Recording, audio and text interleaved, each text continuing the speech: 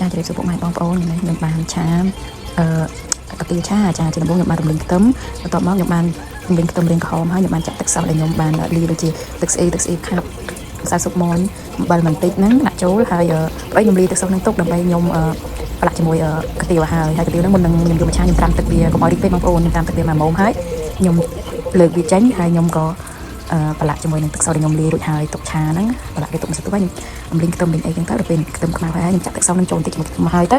ហើយខ្ញុំក៏បានយកកាទៀវដែលខ្ញុំលាយហើយហ្នឹងដាក់ចូលឆាវាមួយសម្ពត់ឲ្យវាយើងឆាកាទៀវហ្នឹងចូលជាតិជាមួយនឹងគ្រឿងមួយអីរួចហើយរៀងទន់ហើយយើងក៏ចាក់ស្ពៃក្តោបចូលបងប្អូនស្ពៃក្តោបយើងហាន់សាច់របស់បងប្អូននេះដាក់តាមចំណូលចិត្តបងប្អូនដូចជាទឹកសោះទឹកអីអញ្ចឹងបងប្អូនភ្លក់ទៅបើស្ទើរឲ្យបងប្អូនថែមហ្នឹងទៅណាហើយសម្រាប់ខ្ញុំដាក់ទៅខ្ញុំត្រូវរសជាតិហើយខ្ញុំដាក់ស្ពៃក្តោបចូលក្រោយគេព្រោះខ្ញុំមិនចង់ឲ្យស្ពៃក្តោបហ្នឹងចិនពេកទេបន្ទាប់ពីដាក់ស្ពៃក្តោបហើយខ្ញុំក៏ដាក់កញ្ឆាយចូលស្កាកញ្ឆាយខ្ញុំដាំក្រោយទៀតហ្នឹងខ្ញុំដាក់ចូលហើយខ្ញុំច្បល់វាចូលជាតិជាមួយនឹងឲ្យវាបានចូលជាតិទឹកសោះជាមួយនឹងគ្រឿងក្រៅនឹងកាទៀវហ្នឹងហើយខ្ញុំក៏បានដាក់ស្ពៃក្តោបមែនណាខ្ញុំឆា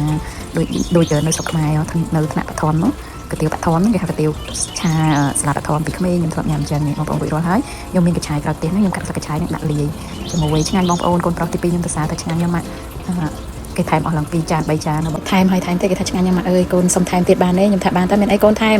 ប្រចាំព្រឹកឡើងម៉ាក់បបរហើយដាក់លាយដល់ពេលព្រលឹមឡើងខ្ញុំបបរសាច់ជ្រូកលាយសាច់មាន់ហើយដាក់លាយឲ្យគេញ៉ាំគេថាឆ្ងាញ់ចាហើយដល់ពេលខ្ញុំភ្លក់រសជាតិហ្នឹងទៅឆ្ងាញ់មែនភ្លាមហើយក៏សរសើរខ្លួនឯងចឹងហ្នឹងលើកនេះឆាបានឆ្ងាញ់បានត្រូវមាត់ឆ្ងាញ់ហ្មងបងប្អូនហើយបងប្អូនភ្លក់ឲ្យដាក់តាមរសជាតិដែលបងប្អូនចង់បានណាបងប្អូន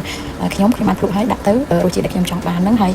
ពណ៌អីត្រឹមត្រូវដូចខ្ញុំរៀននៅពីក្មេងចឹងខ្ញុំនឹកឃើញឡើងខ្ញុំនឹកឃើញកាទៀវឆាហ្នឹងនឹកឃើញការរៀនពីក្មេងកាលហ្នឹងសម័យ500ហើយលាយបបរចឹងហើយខ្ញុំឆាឲ្យបានរសជាតិដូចបានទាំងពណ៌ដូចទៀតហើយមិនកាទៀវមិនរឹងកាទៀវទន់ល្មមចាហើយ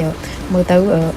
ឆ្ងាញ់ខ្ញុំភ្លក់រសជាតិទៅឆ្ងាញ់ហើយបានទាំងពណ៌បានទាំងរសជាតិចូលជាតិគ្នាល្អទាំងស្ពៃក្តោបទាំងអីបងប្អូនដាក់តាមចំណង់ចំណូលចិត្តបងប្អូនណាបងប្អូនចាអរគុណជម្រាបលាបាយបាយសុខសប្បាយ